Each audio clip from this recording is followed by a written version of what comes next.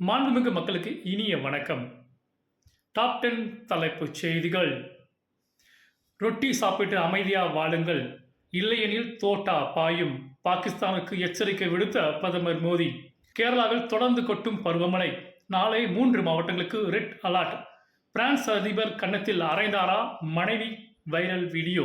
மே மாதம் தொடங்கிய பருவமழை. மும்பையில் 107 ஆண்டுகளில் இல்லாத மழைப்பொழிவு.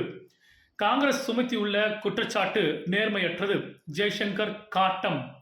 நீலகிரி மாவட்டத்தில் தொடரும் கனமழை. ஒருவர் பலி. 43 இடங்களில் மரங்கள் சாய்ந்தன. வேகம் எடுக்கும் கொரோனா. 1000 கடந்த நோயாளிகளின் எண்ணிக்கை. குப்பைகளில் வீசுவதற்கா மாநில கொள்கை? தமிழக அரசுக்கு ராமதாஸ் கேள்வி.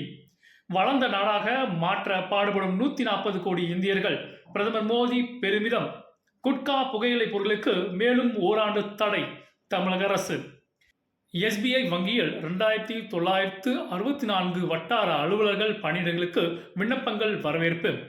தில்லி பயணம் குறித்து 5 முறை புலம்பிவிட்டார் மு.க. ஸ்டாலின். எடப்பாடி பழனிசாமி விமர்சனம்.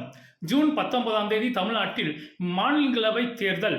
பாகிஸ்தானுக்கு ரகசிய தகவல் பகிர்ந்த சிஆர்எஃப் வீரர் கைது. நன்றி. மீண்டும் மற்றொரு பதிவில் சந்திப்போம். வணக்கம்.